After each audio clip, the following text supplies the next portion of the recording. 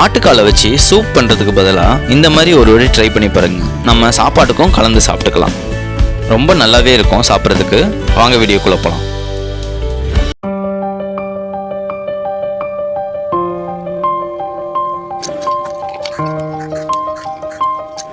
First ஆட்டுக்கால் ஒரு 1/2 kilo எடுத்துக்கோங்க.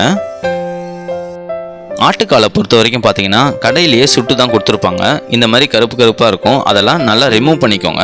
கத்தியை வச்சு நல்லா கீறி ரிமூவ் பண்ணிக்கோங்க. இந்த மாதிரி ரிமூவ் பண்ணிக்கோங்க கத்தியை வச்சு. இந்த ஆட்டுக்காலை நீங்கள் அடிக்கடி, அதாவது வாரத்தில் ஒரு நாள் நீங்கள் உணவில் சேர்த்துட்டு வந்தீங்கன்னா உங்களுக்கு மூட்டு வலி சம்மந்தமான பிரச்சனை, இந்த ஆர்த்தரைட்டிஸ் சம்மந்தமான பிரச்சனை எதுவுமே வராது. அது மட்டும் இல்லாமல் குடல் புண்ணு இருக்கவங்களும் இதை அதிகமாக எடுத்துக்கலாம். இந்த மாதிரி நல்லா க்ளீன் பண்ணி வச்சுக்கோங்க. எதுக்கு இந்த மாதிரி நல்லா க்ளீன் பண்ணோன்னா, இதை க்ளீன் பண்ணாமல் நம்ம சமைச்சோன்னா நம்ம குழம்புல கருகுன வாசனை அடிக்கும். அதுக்காக தான் க்ளீன் பண்ணுறோம். கொஞ்சமாக தண்ணி ஊற்றி நல்லா க்ளீன் பண்ணிக்கோங்க. மறுபடியும் என்ன தான் நம்ம கத்தியை வச்சு கீறி இருந்தாலும் அங்கங்கே ஒட்டிகிட்டு இருக்கோம். அதனால் நம்ம தண்ணி ஊற்றி நல்லா க்ளீன் பண்ணுறது நல்லது. இந்த மாதிரி நல்லா தேய்ச்சி நல்லா க்ளீன் பண்ணிக்கோங்க. நல்லா ஒட்டிகிட்டு இருக்கோம், அதை நல்லா க்ளீன் பண்ணிக்கோங்க. இந்த ஆட்டுக்காலை பொறுத்த வரைக்கும் மேக்ஸிமம் நீங்கள் டயட்டில் இருந்தீங்கன்னா கண்டிப்பாக இந்த ஆட்டுக்காலை வாரத்தில் ஒரு வாட்டி நீங்கள் எடுத்தே ஆகணும். ஏன்னா ரொம்ப வெயிட் லாஸுக்கு ரொம்பவே ஹெல்ப் பண்ணுது.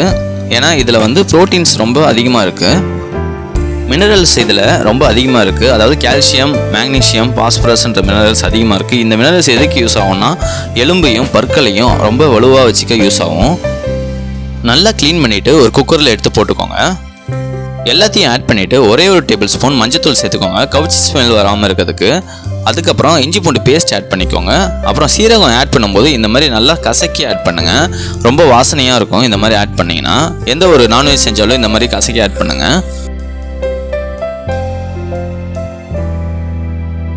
அதுக்கப்புறம் ஒரு கிளாஸ் தண்ணி விட்டுக்கோங்க.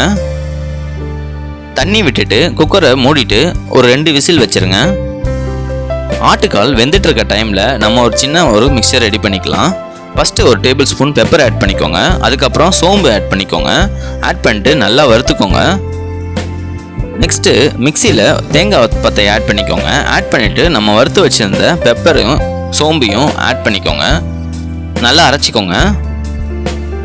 இப்போ ஆட்டுக்கால் வெந்துருச்சு. அது எப்படி வெந்திருக்குன்னு பார்க்கலாம். இந்த மாதிரி வெந்திருக்கும். நெக்ஸ்ட்டு ஒரு ஹீட்டான டவாவில் ஆயில் ஆட் பண்ணிக்கோங்க. ஆயில் நல்லா ஹீட் ஆனதுக்கப்புறம் பட்டை, கல்பாசி, ஸ்டார் பூவையும் சேர்த்துக்கோங்க. இது நல்லா வாசனையை கொடுக்கும்.